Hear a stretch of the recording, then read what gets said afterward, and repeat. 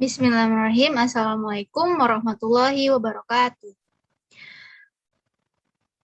Kami dari kelompok 3, di sini kami akan menjelaskan mengenai asesmen dan intervensi pada coaching dan konseling. Nah, sebelumnya perkenalkan nama saya Waode Anissa Maharani dan juga 3 rekan saya yaitu Indri Puspa Miranda, Anissa Salsabila, dan juga Wafa Nadia. Baik, kita langsung saja ke materi yang pertama yaitu asesmen yang akan dibacakan oleh Indri Puspa Miranda. Baik, deskripsi asesmen di sini yaitu upaya untuk mendapatkan data atau informasi dari proses dan hasil pembelajaran untuk mengetahui seberapa baik kinerja mahasiswa, kelas atau mata kuliah, atau program studi dibandingkan terhadap tujuan, kriteria, capaian pembelajaran tertentu. Nah, menurut Robert M. Smith 2002, ia mengatakan bahwa suatu penilaian yang komprehensif dan melibatkan anggota tim untuk mengetahui kelemahan dan kekuatan yang mana hasil keputusannya dapat digunakan untuk layanan pendidikan yang dibutuhkan anak sebagai dasar untuk menyusun suatu rancangan pembelajaran.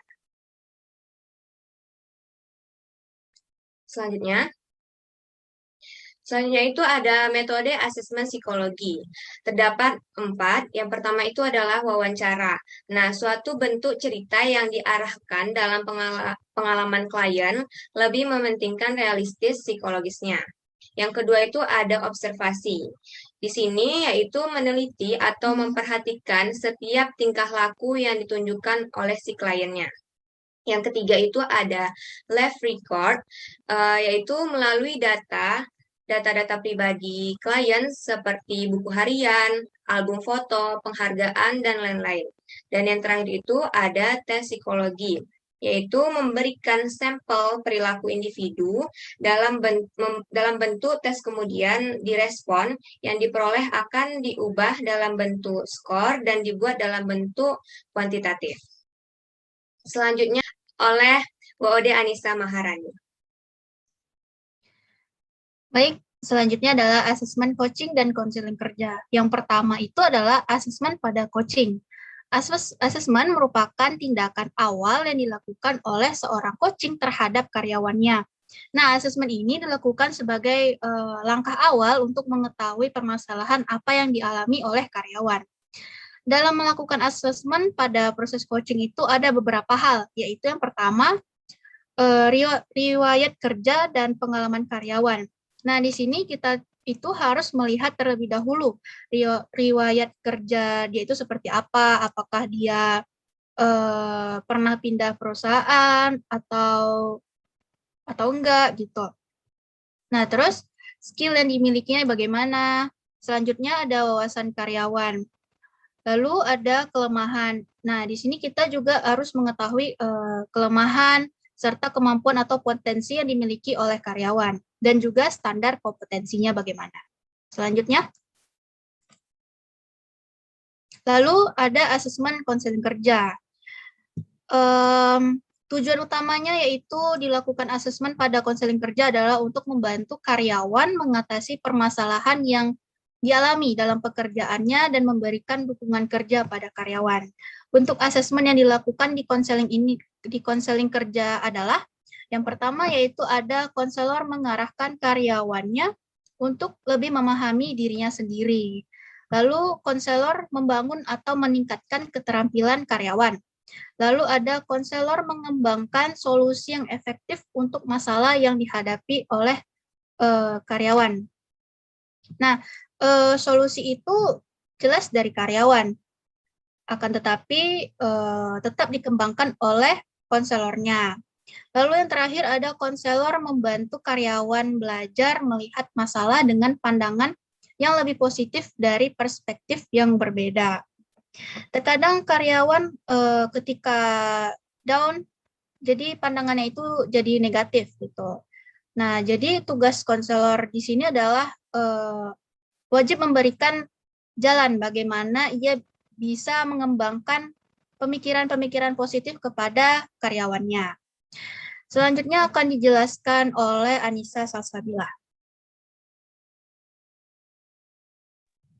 Baiklah, pengertian intervensi coaching. Menurut Kaltenberg, dalam Hawkins dan Smith pada tahun 2007, mendefinisikan coaching sebagai intervensi jangka pendek yang bertujuan untuk meningkatkan kinerja atau mengembangkan kompetensi tertentu. Intervensi coaching atau pembinaan dalam proses pembelajaran untuk mengembangkan kapasitas individu yang di dalamnya terdapat proses berbagi pengetahuan, kearifan, dan pengalaman untuk membantu mengembangkan perilaku, sikap, dan keterampilan yang baru.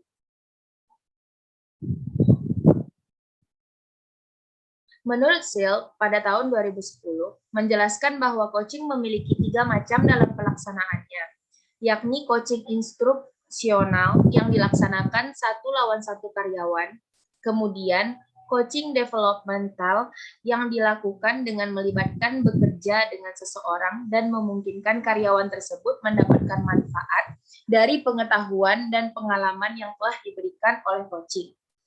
Coaching yang terakhir adalah coaching jenis korektif, yang berfokus kepada upaya untuk membantu karyawan menghadapi masalah atau kesalahan demi meningkatkan kinerja karyawan tersebut. Selanjutnya, macam-macam coaching.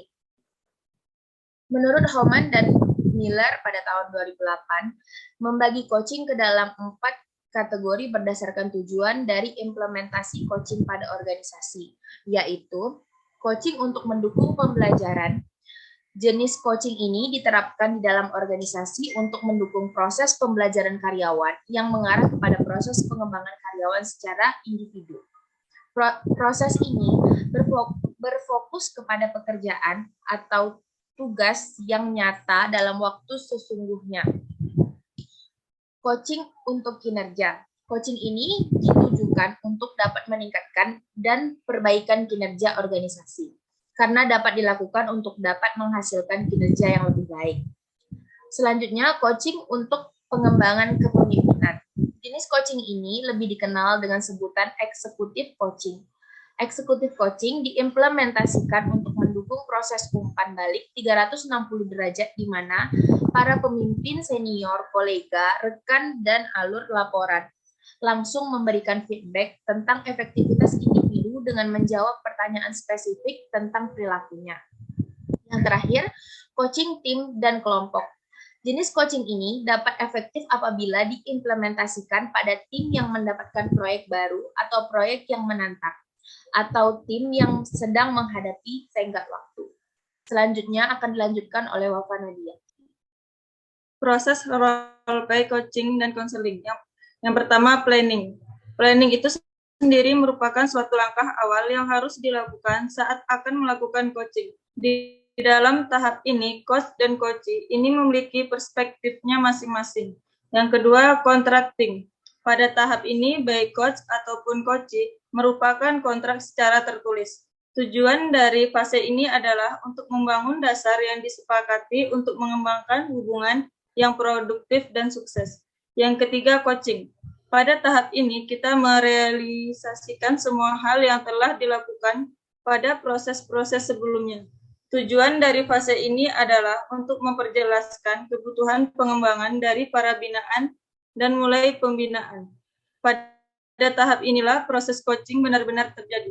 Yang terakhir, evaluating. Pada tahap ini, setelah dilakukannya tahapan coaching, maka kita perlu melakukan evaluasi. Dari tahap ini pula kita dapat menentukan apakah coachee perlu melakukan coaching tambahan atau tidak. Selanjutnya saya kembalikan kepada moderator. Baik, sekian dari kelompok kami. Lebih dan kurang mohon maaf. Wassalamualaikum warahmatullahi wabarakatuh.